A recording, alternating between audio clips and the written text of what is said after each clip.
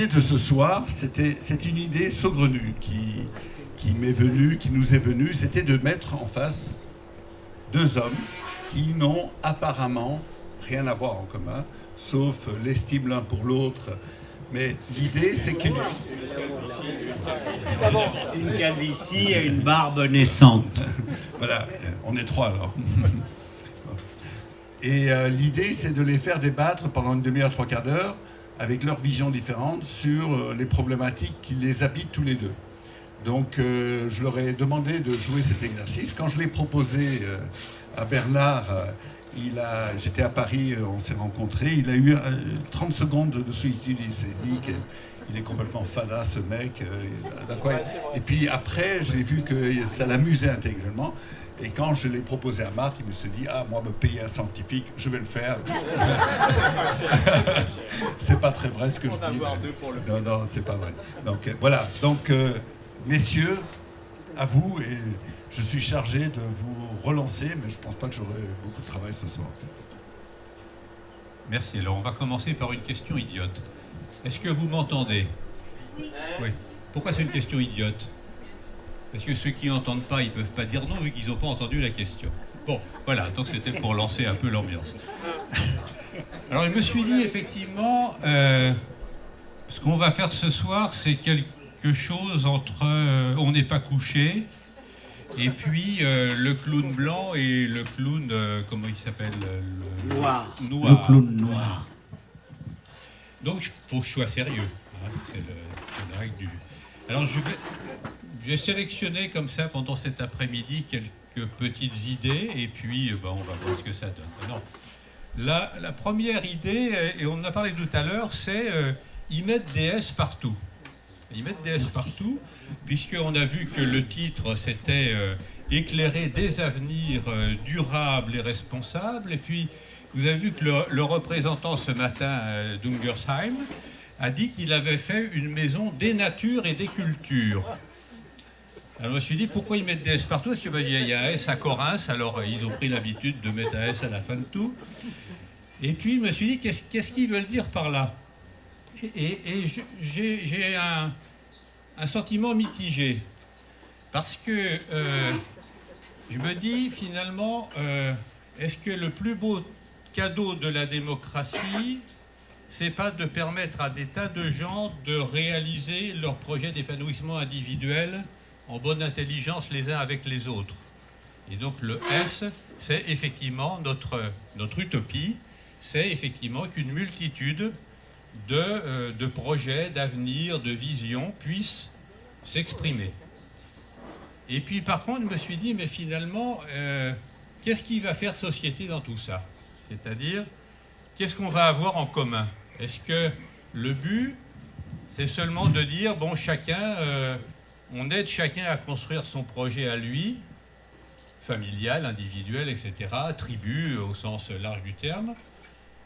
Ou qu'est-ce qu'on va essayer de construire comme vision commune? Et sur CS, voilà, je m'interroge parce que c'est tentant effectivement mais qu'est-ce qu'on veut dire en mettant des S partout? Et je pensais à cela, à cette pièce dans laquelle elle voit des nains partout. Ça vous rappelle rien, cette pièce de théâtre? Je me dis, ils mettent des S partout, qu'est-ce que ça veut dire? Alors, ça veut dire que Michael s'est complètement planté. Je vous le dis tout de suite. Parce que, vois-tu Bernard, comment veux-tu, et pourquoi surtout, alors que nous sommes en famille, je te critique? Donc, Michael, en cherchant à faire ça, s'est planté. Il m'a dit, t'auras un mec du Front National, ça va être facile. Mais visiblement, tu n'es pas du Front National. Nous partageons les mêmes... Oui, tu as le front. Mais voilà, donc nous allons être d'accord toute la soirée, vraisemblablement. Je n'ai jamais pu, c'est vrai d'ailleurs, critiquer les gens qui étaient mes amis. Je pense qu'on m'a toujours reproché de ne jamais critiquer Nicolas Hulot, Daniel Cohn-Bendit, entre autres. C'est impossible, c'est une chose impossible pour moi. C'est pourquoi je te dis, Michael, au niveau de l'humour, d'ailleurs on le voit bien, les gens ne se marrent pas, tu t'es planté. Voilà, donc nous allons... Parce que j'ai essayé de dire à Bernard, il faut qu'on fasse des sketchs tous les deux. Donc toi, tu vas faire mon papa, moi, je vais faire ton fils, n'est-ce pas? Donc moi, j'ai fumé un pétard à Corrence, et toi, tu m'as dit, non, Marc, il ne faut pas fumer des pétards à Corrence. Voilà.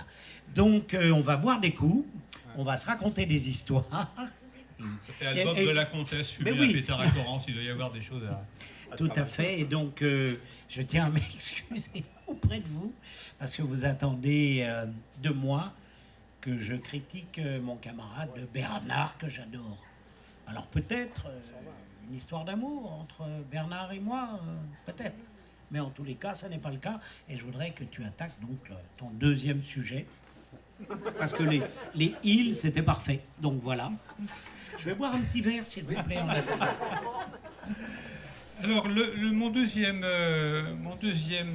point, c'est et le temps dans tout ça. J'ai pas compté, mais le nombre de fois où on a dit le mot temps cet après-midi, ça doit être une centaine de fois. Et alors, il y a monsieur le maire qui, ce matin, vous vous rappelez, dès l'introduction, s'est impatienté. Il a dit « Je comprends pas pourquoi ça va pas assez vite. Hein ?» Donc, on a senti effectivement qu'il souhaitait compacter le temps. Et puis, à un autre moment de la journée, il y a quelqu'un qui a dit quand même la ruralité, c'est l'endroit où, au contraire, on peut réinventer du temps long. Et donc, on a plutôt envie de dilater le temps. Et puis, quand on regarde la manière dont on parle de temps, on perd son temps, on ne perd pas le temps des autres. Ça ne se fait pas en français, on perd son temps. Hein. Donc, il y a une appropriation du temps. Et je me suis dit, finalement, qu'est-ce qu'on veut faire avec le temps? Parce que finalement, l'essentiel de ce qu'on fait sur Terre, eh ben, on essaye de gagner du temps. Et pourquoi on veut faire pousser les légumes plus vite, hein, en mettant des tas de trucs dedans? Parce que comme ça, ben, on en fera davantage pendant une année. Et donc tous les efforts de la recherche agronomique, eh ben, finalement, c'est pour gagner du temps. Et vous savez, il y a un proverbe, une histoire africaine dans lequel quelqu'un dit, voilà, quand même, vous allez tous les jours perdre du temps pour aller chercher l'eau à la source. On va vous mettre des tuyaux, comme ça vous aurez l'eau au robinet, ça vous fera gagner du temps. Et on demande aux gens, mais qu'est-ce que vous allez faire de tout ce temps que vous aurez gagné? Et la réponse, c'est bien, je pourrais aller tranquillement regarder la source. Et je me dis que peut-être l'an prochain, est-ce qu'on ne pourrait pas faire des entretiens de Corinthe sur le temps? C'est-à-dire le temps en tant que bien commun et en tant que ressource, et se dire finalement comment sur un lieu comme ça, eh bien, on prend le temps. Hein, et vous voyez que le terme « je prends le temps » est en plus amusant dans son double sens. Donc, ça m'intéresserait qu'on en parle un peu plus. Voilà. Allez faire marrer après ça. Allez-y. Allez-y. C'est superbe, c'est très bien, Bernard. Donc voilà, enchaîne Bernard, je suis là, je t'aide. Vas-y, Bernard, ne t'inquiète pas, je suis avec toi et je t'écoute. Alors, c'est quoi ton prochain thème, Bernard? Ah, au moins Bernard, je le fais rire, lui. Oui, mais je continue. Je continue. Mais il va finir par démarrer, mais... Ah non, pas du tout. Non, mais quand on prend de l'âge, on devient un peu diesel. Hein, Alors, bon, troisième idée, on a parlé d'éclairer. Hein, on va éclairer des chemins, etc. Alors c'est bien parce qu'on y voit plus clair que quand c'est pas éclairé. Mais je me suis dit, finalement, on va où? Autrement dit, est-ce que on est toujours dans cette vision qu'on va finir par se poser quelque part? Et parce que quand on regarde justement comment les gens voyaient leur rapport à l'avenir, ben, ce qui me frappe beaucoup, c'est que, ben, en gros, jusqu'au XVIIIe siècle, on vivait un temps qui nous dégradait. Autrement dit, le paradis, c'était avant. Bon. Et puis, au 19e, on a vu naître les grandes idéologies qui nous ont dit « Ah non, attendez, maintenant, le paradis, c'est après. Hein, » les lendemains qui chantent. Et puis au XXe siècle, on s'est rendu compte que d'une part, les curés devenaient rares, donc que le paradis c'était peut-être pas avant, et que les idéologies ont montré ce qu'ils pouvaient faire, et que le paradis c'était peut-être pas tellement après. Et on se pose la question finalement, mais est-ce qu'on va finir par se poser? Comment dire, est-ce qu'on va enfin trouver un endroit où on va retrouver un truc dont on rêve?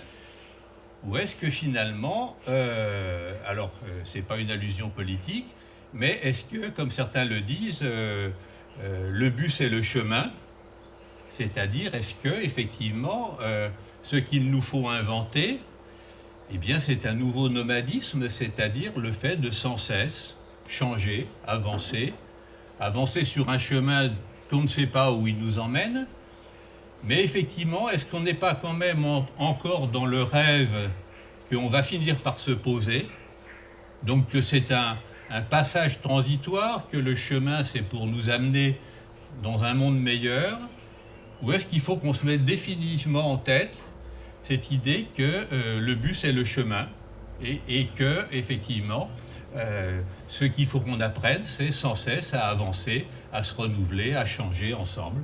Et effectivement, je me suis dit finalement, dans le développement durable, et j'en parlais tout à l'heure, est-ce que finalement il faut considérer que c'est pas pour mettre en place quelque chose où on pourrait enfin se poser. Bravo Bernard. On applaudit Bernard. Et alors Bernard, je vais t'avouer une chose. C'est la première fois de ma vie que je vois quelqu'un qui parle avec son micro dans la barbe. Je ne sais pas si vous l'aviez vu. Donc on m'a demandé de me moquer de toi. C'est pas grand-chose. C'est un Mais début. ça, oui, parce que le micro dans la barbe, c'est exceptionnel. Ça marche très très bien.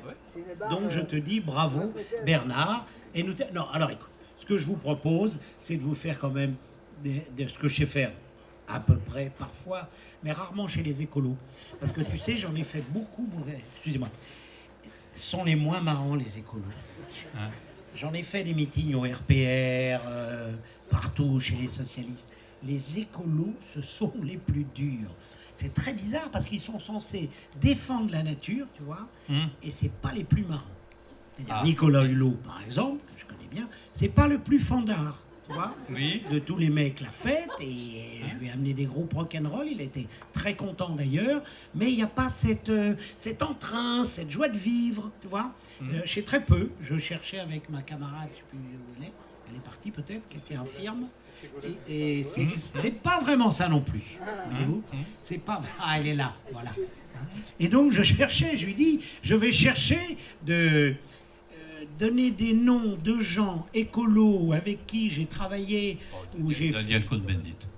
Alors écoute, Dany, c'est très particulier. On a fait des campagnes ensemble, européennes, nationales et tout. Il aime pas trop qu'on se foute de sa gueule en général.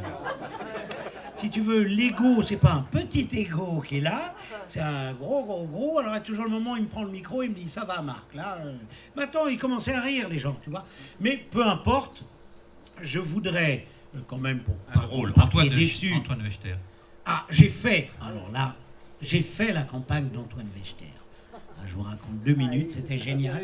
Le pauvre, il était blanc comme un linge. Il me dit, Marc, je dis quoi? Avant de rentrer en scène. Je dis, mais Antoine, c'est toi qui es le président. Je t'ai donné 2-3 pistes et c'était, comme vous l'avez tous connu, terrible. Et je suis parti avant la fin de la campagne, je n'en pouvais plus. J'ai dit, je vais me mettre une balle.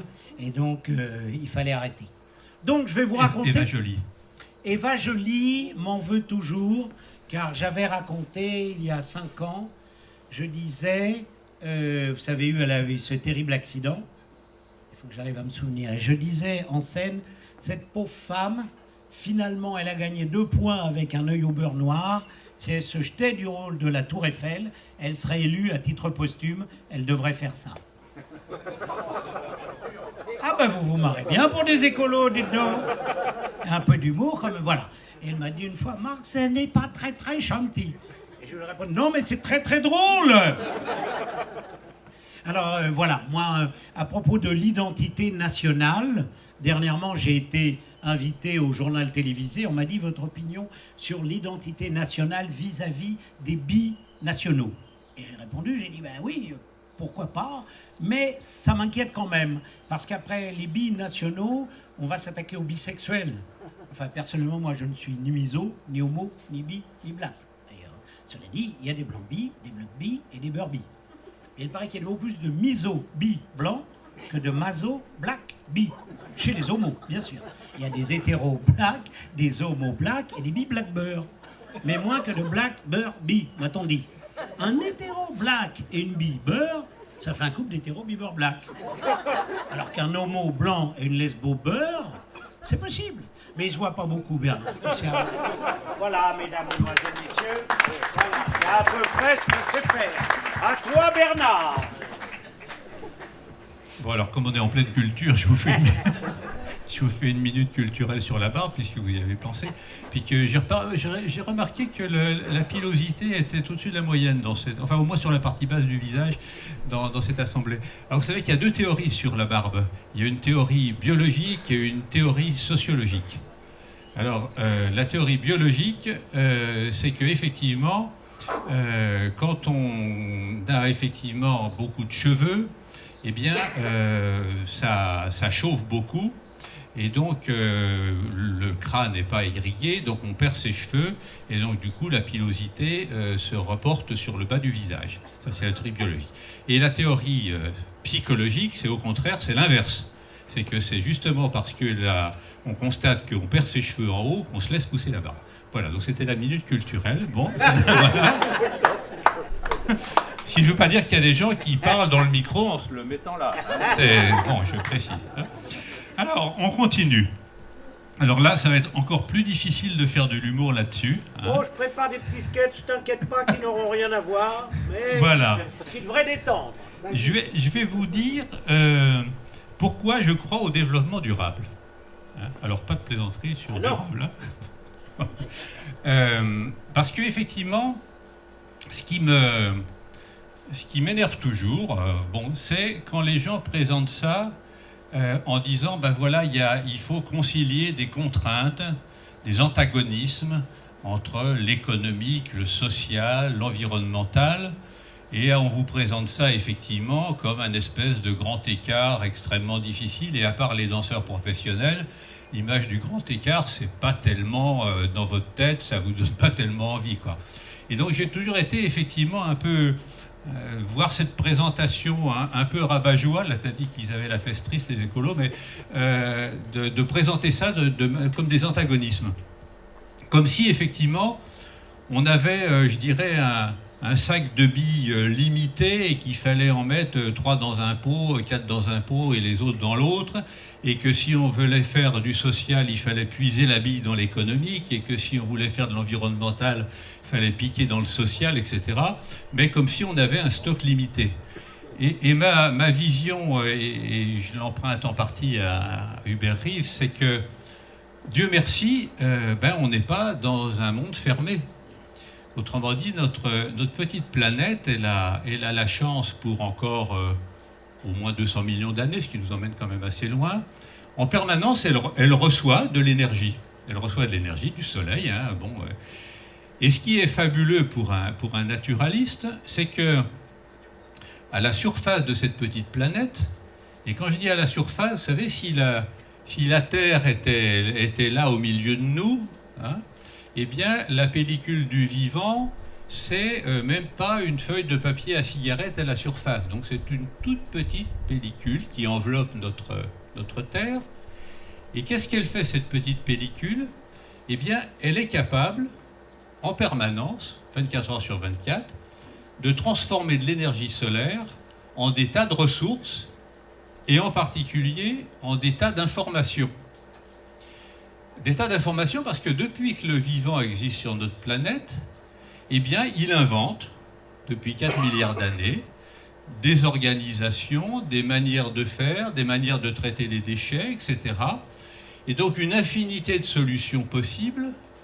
Et pour moi, ce vivant, c'est comme effectivement une espèce d'immense bibliothèque dont on a encore à peine ouvert le premier livre. Et tous les jours, on voit dans les articles scientifiques le fait qu'on décrit quelque chose qu'on n'avait pas vu et que le vivant sait faire. Et par exemple, il y a quelques semaines, on s'est rendu compte qu'on avait breveté une molécule antidouleur qu'un chimiste avait inventée en disant ça doit être vraiment génial, hein, qui s'appelle le tramadol pour ceux qui connaissent. Et puis on a découvert un bon vieux péché africain et on s'est rendu compte que dans ses racines, il y avait du tramadol. Autrement dit que la nature avait déjà inventé le truc. Et donc c'est ça qui est quand même extraordinaire, c'est que à partir de cette énergie qui nous vient du soleil, eh bien en permanence le vivant invente des solutions, des informations, des savoir-faire, et que nous, effectivement, ce qui fait qu'on peut se développer et continuer à se développer, c'est justement parce qu'on a ce trésor qui continue à s'enrichir si on ne déconne pas, et ça veut dire que si on prend, disons, soin de ce vivant, parce que c'est effectivement... Alors, la première utilisation, on a dit, ça va faire des énergies renouvelables. Hein, c'est-à-dire qu'au lieu d'avoir du charbon et du pétrole, produits, vous le savez, par le vivant il y a fort longtemps, eh bien c'est bien, on va faire des biocarburants. C'est l'utilisation la plus con possible du travail du vivant. C'est-à-dire qu'on l'utilise sous forme d'énergie, et puis on renvoie le gaz carbonique dans l'atmosphère, alors que demain, effectivement, eh bien, cette lecture du grand livre de la vie, de tout ce qui a été inventé par le vivant, je vous donne juste un exemple et après je m'arrête. Hein, s'il n'y avait pas eu les oiseaux, est-ce qu'on aurait eu envie de voler? Magnifique. Hein? Et le vivant, les oiseaux, 150 millions d'années d'expérience du vol. Les avions des hommes, 150 ans. On a peut-être encore beaucoup à apprendre. Hein. Moi, je voudrais que vous applaudissiez très fort mon partenaire, Bernard. Et je voudrais rendre hommage à Michael, parce que j'ai pas été gentil en attaquant, en te disant, Michael, tu t'es planté, c'était pas bien. Car, il y a une douzaine d'années, à peu près, je crois que c'était avec Didier Péréol, mais je suis pas sûr, où c'était en tout cas avec les Bio-Ventoux, Terre de Solence. Jean-Luc Isnard, il y en a qui connaissent? Non. Oui? Ah. Bien. Et donc, dans cette soirée, on a parlé, je ne sais plus qui c'était quelqu'un comme toi, un scientifique, qui a parlé du vin rouge et des polyphénols. Et je me suis dit, il y a un sketch génial. C'est un sketch génial à faire sur les polyphénols. Alors ce soir, peut-être dans 10 ans, Michael, tu viendras me voir en disant, tu te souviens, quand tu t'étais moqué de moi en disant que je m'étais planté, ton sketch sur le tramadol, Tramadol. Le tramadol, j'espère, parce que l'histoire est absolument formidable, que ça sera un très bon sketch. En tout cas, j'essaierai d'en faire quelque chose, parce que tramadol, ça sonne bien. C'est joli, oui, c'est joli. Hein, le tramadol. Tu vois, on peut faire la danse du tramadol. Enfin bon, il y a des tas de choses à faire, on peut délirer et s'envoler. La danse des 7 tramadol. La danse des 7 tramadol. Moi, je vais vous raconter une histoire, puisque je ne suis pas né peigné. Pour ceux qui se poseraient la question, c'est comme ça. Il a fallu que je travaille depuis l'âge de 16 ans. Donc j'ai commencé à travailler à 16 ans, 1966. Et donc je suis parti à l'époque dans les Caraïbes. C'était un hôtel absolument sublime. Et je suis parti comme portier, tout simplement. Et quand j'arrive, on me dit « Ah, jeune homme, venez là. C'est vous qui vous occuperez de la comtesse de Corrence qui va venir. Il y a la comtesse qui va venir. Vas-y de la famille de Michael, mais vous verrez plus tard. » Donc, la comtesse arrive et elle me dit « Le comte va venir dans quelques jours et je voudrais que vous me fassiez visiter la chambre, jeune homme. » Alors, je l'emmène, la comtesse. C'était un petit peu supérieur à ça. Ça a du caractère, mais disons que c'était beaucoup plus luxueux. Et donc, je lui fais visiter la chambre. Elle a dit, oh, mais c'est terrible. Dites-moi, il n'y a pas de balcon. Je dis, non, madame, mais il y a d'autres. Non. Vous ferez faire un balcon, puis ça ira très bien. Je dis, madame, ça va coûter très, très cher. Mais jeune homme, ça coûtera ce que ça coûtera. Mais j'exige qu'il y ait un balcon pour l'arrivée du comte. Bien, madame. Donc, on dit, qu'est-ce qu'on voit en bas? Et là, c'est une plage. En général, quand il y a du sable... comme ça, avec de l'eau au bout, ça, allons-y. Alors elle va, elle regarde, et oh, mais le sable là, il est gris. Je dis, oui, madame, mais je ne vais pas nettoyer les grains un par un d'ici l'arrivée du compte. Mais jeune homme, débrouillez-vous, ça coûtera ce que ça coûtera. J'exige que le sable soit blanc pour l'arrivée du comte. Pierre madame, elle regarde la mer, elle dit, oh, mais la mer là, elle est verte. Ah, madame, là je tiens à m'excuser. Oh, comment ça ne vous excusez pas? Il y a des écolos partout sur la planète. Ça coûtera ce que ça coûtera. J'exige que la mer soit bleue. Et là, elle regarde le ciel. Ah, il y a des nuages. Ne vous inquiétez pas, madame, je m'en occupe. Une échelle et un balai, il n'y en aura plus, ne vous inquiétez pas. Jeune homme, ça coûtera ce que ça coûtera. J'exige que le ciel soit bleu pour l'arrivée du comte. 8 jours plus tard, Bernard, tu ne vas pas le croire, le comte est allongé sur son balcon que la direction avait fait construire. Il est allongé, c'est un homme d'environ 90 ans. Je suis debout à côté de lui, prêt à le servir.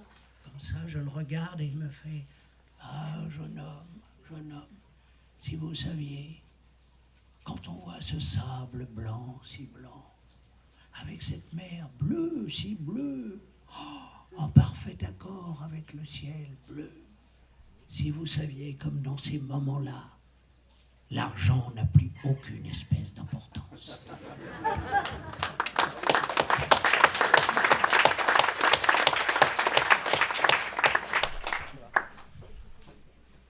Voilà, ben on va dîner maintenant peut-être, hein, Mickaël? Enfin, Bon, ben moi aussi pas... alors. Non, mais vous avez compris que demain finit la rigolade, hein. Donc c'est pour ça qu'on s'en va ce soir. Et donc effectivement, on ne va pas prendre le temps. Parce qu'on fait des sketchs tous les deux. Voilà, on va dans un cabaret à 10h.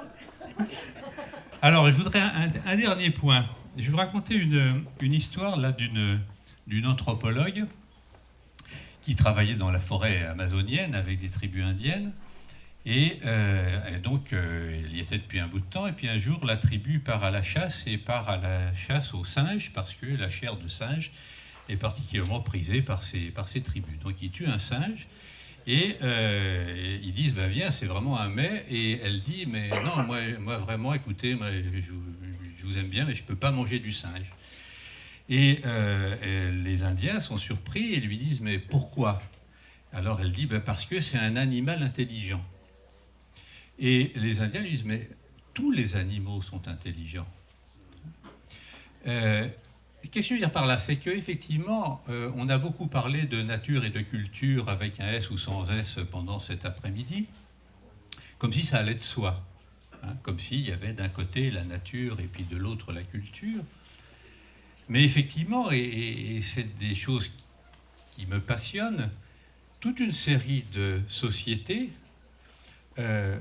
intègrent dans leur notion même de société l'ensemble des êtres vivants. Et quand je dis les êtres vivants, c'est aussi les sources, les rivières, les montagnes, les rochers, et considèrent que faire société, eh bien, c'est tout autant entretenir de bonnes relations avec le génie de la source, avec les esprits de la montagne ou avec l'âme qui habite le jaguar, qu'avec ces humains de la même espèce. Et ça veut dire effectivement que lorsque un Amérindien a interrogé le génie de la source, qui lui dit « Aujourd'hui, je ne veux pas que tu passes », c'est tout aussi un signal pour lui que lorsqu'on voit un feu rouge à Paris, ou ici, j'en ai pas vu, mais enfin que vous voyez un feu rouge, vous arrêtez. Autrement dit, c'est un signal qui a tout aussi d'importance.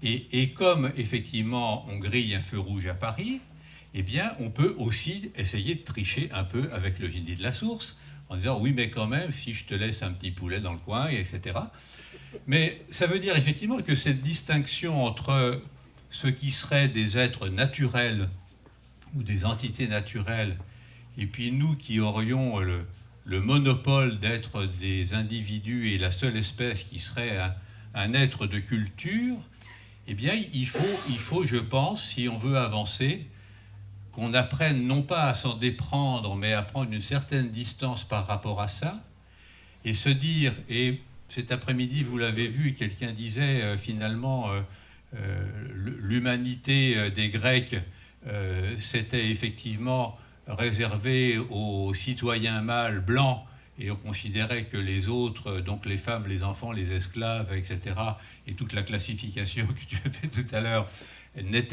faisaient pas partie de la citoyenneté, et puis que peu à peu, on a intégré dans la sphère de la citoyenneté et de l'humanisme, justement, les esclaves, les femmes, les enfants. Et rappelez-vous en plus que droit de vote des femmes, 46 en France, 1946.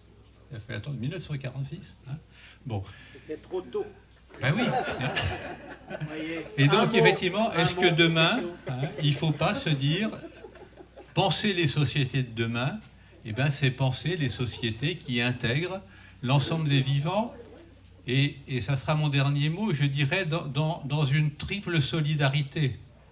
C'est-à-dire la solidarité d'hier, parce que ce que nous sommes, nous l'empruntons à toute la grande aventure du vivant. Quand on regarde, et de plus en plus, d'où nous viennent nos comportements, d'où nous viennent nos physiologies, d'où nous viennent tout ce qu'on sait faire, c'est la longue aventure du vivant. Donc il y a une solidarité de l'histoire. Il y a la solidarité d'aujourd'hui, parce qu'on continue à en dépendre. Et puis il y a la solidarité de demain, parce qu'on est devenu une espèce qui tient entre ses mains, de fait, le devenir d'une grande partie du vivant. Et est-ce que, effectivement, penser la société de demain, c'est pas effectivement penser la société de l'ensemble des vivants, et pas uniquement d'Homo sapiens sapiens, qui parfois porte son nom bien mal. Merci.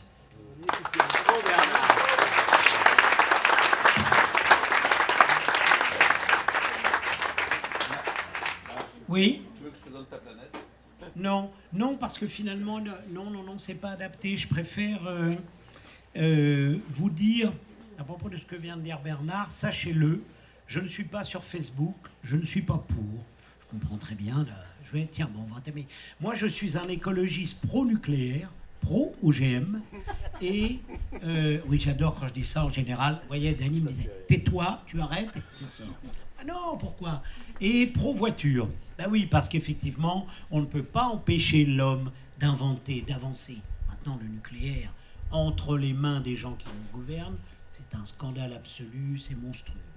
Les OGM, en soi, dans 150 ans, 200 ans, j'espère, je pense, je crois, ce sera une invention. On aura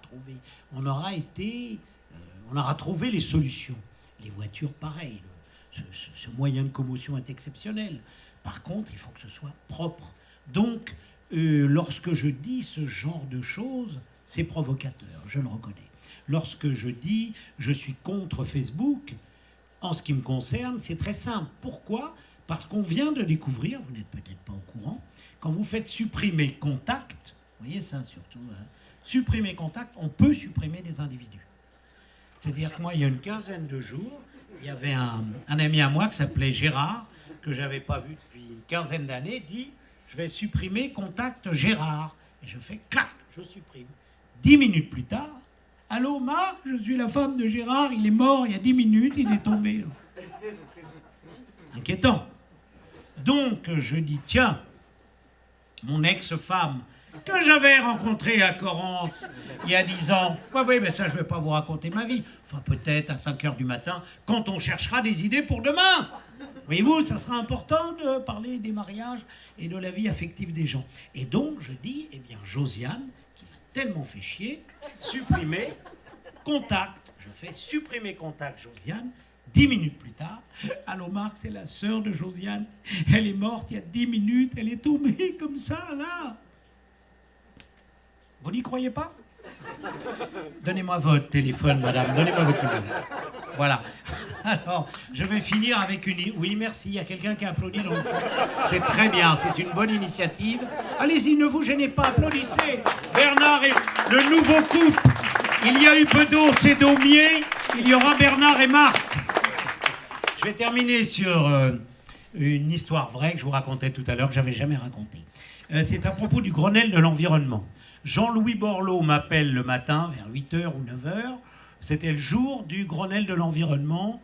Et il me dit, dis donc Marc, est-ce que tu viendrais avec ton ours ? Car je faisais un spectacle qui s'appelait Mon frère, l'ours blanc. Il y avait un ours sur scène. Et il y avait un spectacle avec lui, il vivait chez moi, etc., etc. Ok, j'appelle mon pote Guy Laporte, j'ai dit on fait vite, faut qu'on soit à 10h au ministère de l'Environnement, mets ton costume, j'appelle Franck Laval, qui connaît Franck Laval ici? Bon, voilà, Franck Laval, je suis... Comment? Hôtelier. Oui, hôtelier et initiateur du Grenelle de l'Environnement, entre autres, Écologie sans frontières. Donc, Franck prend sa camionnette, on met Guy et on part, on est 5, on arrive devant le ministère, Guy s'habille en ours, il met un costume d'ours, donc il fait 2 mètres, on sort, et là il y a un CRS qui fait... et on voit 5-6 CRS qui s'approchent de nous, et ça va très très vite. Alors il s'approche, monsieur bonjour, vous pouvez enlever le masque s'il vous plaît? Je leur dis c'est très compliqué. Et je dis, on ne peut pas l'enlever. Mais c'est peut-être José Bové sous le... Il dit, non, je lui dis, non, faites-moi confiance. Pas du tout. Alors vous enlevez le... ouais, ça va, il appelle. Et il y a 15 CRS qui arrivent. Là. Je prends mon téléphone et je dis, Jean-Louis, on est coincé, fais quelque chose. Attends, là, on commence la réunion, démerde-toi. Et à ce moment-là, donc, les CRS chargent. Ils chargent, on les 5. Ils sont une vingtaine. Un truc incroyable, ils déboulent.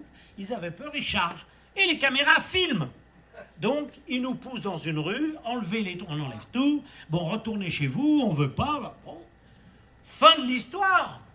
On remonte, 1 heure après, je suis chez moi, j'allume ma télé et je vois en direct sur LCI la présentatrice qui dit « Événement incroyable, Marc Jolivet manifeste contre le Grenelle de l'Environnement. » Et on voit les flics nous charger. Et je vous jure que ce jour-là, j'ai dit « Putain, je vais faire très très gaffe aux médias. » Voilà, merci beaucoup, messieurs, dames.